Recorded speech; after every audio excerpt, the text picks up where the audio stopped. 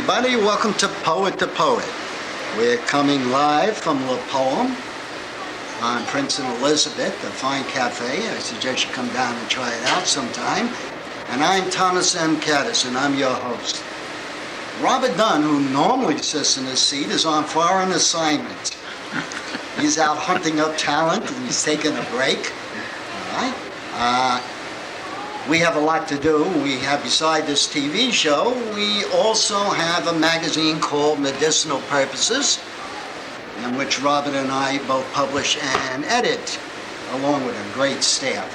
And today, we have a treat for you. We have two really fine, I'll say excellent poets, and Marc Desmond and Anna Roble.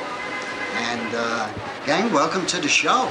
Hi. All right. How you Great doing? to be here. We're going to have ourselves a lot of fun because I have the advantage of knowing your work.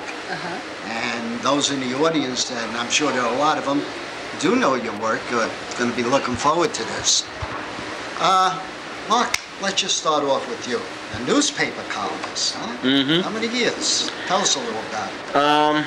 Well, I started with a paper called the Prospect Press in 1982. That was in the Park Slope I section of remember Brooklyn. that. You I do? grew up in Williamsburg section right. of Brooklyn. Yeah. When they had the Brooklyn Eagle around. Mm-hmm. Hey. And after that went bankrupt, I went on to a couple of other local papers. I'm with Brooklyn Paper Publications now. They do a chain of papers.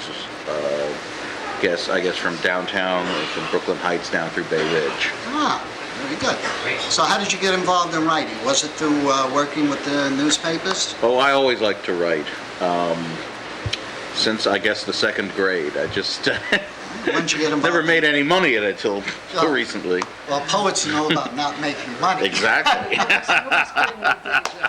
Right? Nobody quits their day job. Right, Anna? No, not yet. Right? Matter of fact, some even take a night job. But when did you get into poetry? About a year and a half ago. Uh-huh. Okay. So I'll tell you what, before we get into that, how about just giving us a sample? Okay. And being the kind of person I am, I'm going to start with a piece called The End. I hope not. Oh, it's the end. All right. There will come a time when old ladies will be named Rainbow and Starshine, and old men will wear bell-bottom jeans pulled up to their armpits. Mick and Keith will tour the world in walkers, singing through electric voice boxes clutched in forgetful hands. Lava lamps will be found in antique shops, and some dealer in waist-length, straight-haired blue wigs will make a fortune. Golf slacks will be made of paisley.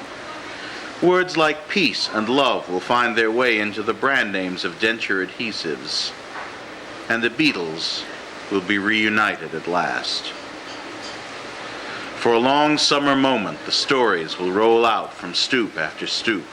Stories of Abby and Jerry and Jimmy and Janice, of Woodstock and Kent State, of Haight and Ashbury, of Ring Around the Pentagon and the Power of Flowers, of conscience raging through city streets, of all the places we traveled in brightly painted vans, or while sitting quite still on a bag of dried beans. And then, in a puff of aromatic smoke, the last of us will be gone, and old folks with safety pins through their noses will inherit the world.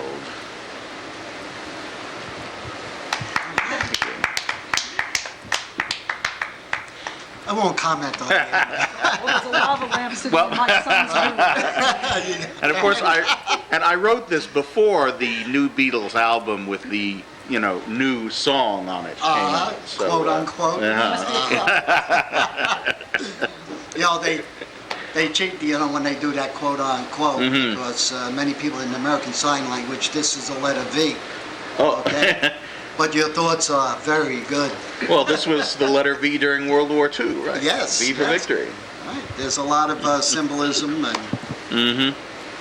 Oh yes. I have other words that came to mind, but we're on public TV. Plus a gorgeous lady present. Oh, You know. yes. Listen, Marc, some of your other interests, you're involved with the New Press Literary Quarterly, all right, and I understand you hosting. All right, why don't you tell us a little about it? Well, for most of the past 9 months, I was hosting a reading at Bella Melio's Cafe in Park Slope.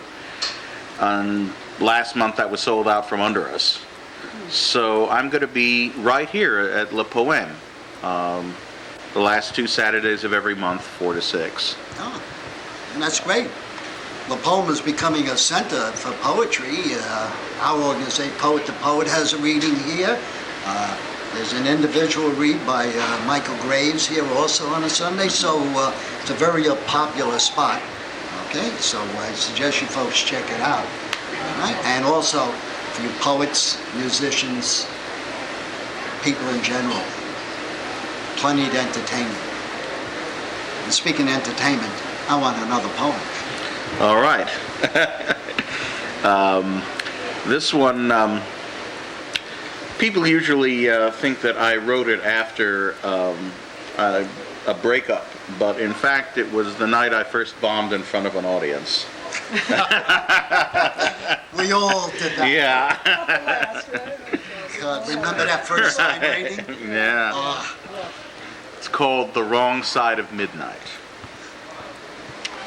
Somewhere on this earth, it's always the wrong side of midnight, and I'm standing on a subway platform, waiting for a train to come by and open its grudging doors to me to take me home. Somewhere under a slivery moon, it's the wrong side of midnight, and I'm standing on the edge of my life, yelling into it and waiting for an echo to come back. Somewhere on the crunchy streets of the Lower East Side of the universe, it's the wrong side of midnight, and I'm standing on the corner, palms to the sky, weighing the relative benefits of Prozac and desire. Somewhere in the tailwind of a lonely clarinet, it's the wrong side of midnight, and every time I open my mouth, tears come out. Somewhere on the wrong side of midnight, I tell the person who isn't standing next to me that I know where all roads lead, and it's not Rome. all right. Give us another one. Come on. That's really nice. This one is going to be published in the fall issue of Nomad's Choir. It's called Something Happened. I pass by a mirror and see a terrible accident inside, so I stop to take a look. A man is in a slow collision with time. His paint is chipped and cracking. His chassis is starting to buckle under the pressure. His ragtop has been ripped clean away.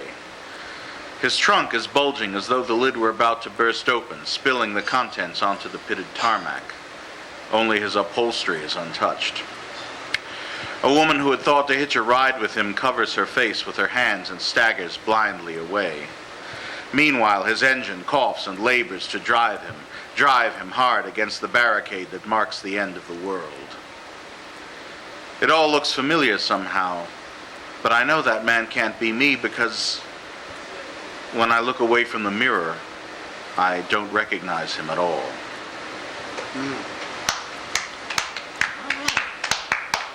Question. Yeah.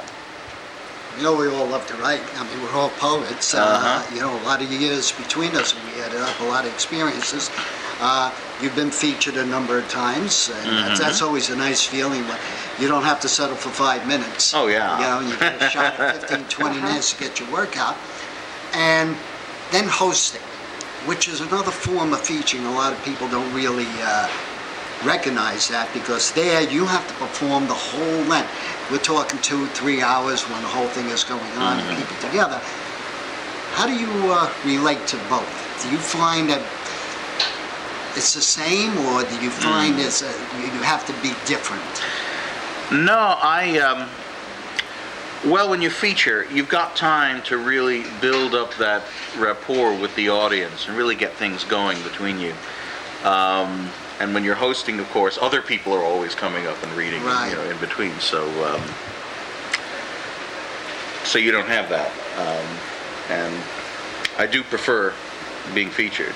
Although, you know, hosting has its rewards, certainly. Oh, definitely. I wouldn't do it. You know, I've hosted many reads, and It's like you say, you can concentrate getting prepared.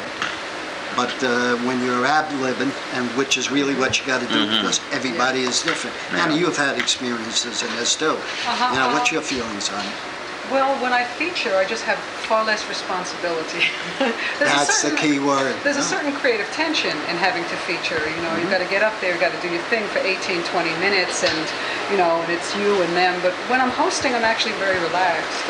Very relaxed, and spend a lot of my. And there's a responsibility in making sure the evening works out well for everybody. But you set the stage, you've done all you can, and you got to let it go. And I try to really enjoy myself and listen to everybody. Yeah, because the one thing you don't have to do when you're hosting is memorize your piece exactly. Worry about, did I goof up or did anybody catch it? Yeah. Well, listen, Mark, let's get another poem in before this part of the show is over. I want to get in a little. Okay. This one is called Be Gentle. Okay. Please do, yes. Get in this subliminal plea to the audience, right? Wind and fire sing to one another. The moon stands sentry outside. I watch your ivy fingers climb the white ceramic of a coffee mug, drinking in its warmth. With a moistened fingertip, you pick up, one by one, the grains of sugar we spilled, and kiss them, one by one, making their sweetness part of you. Something cracks soundlessly inside me, and I lean forward just a bit, drawing away from memory and that much closer to you. Like a concealing mist that softens the torn and broken rocks, your lips settle kindly onto mine. Be gentle with me. Pretend that I deserve you. Yeah. Oh, that's Hey. You're good. Actually the only successful love poem I've ever written. Hey, listen, that's nice. All right.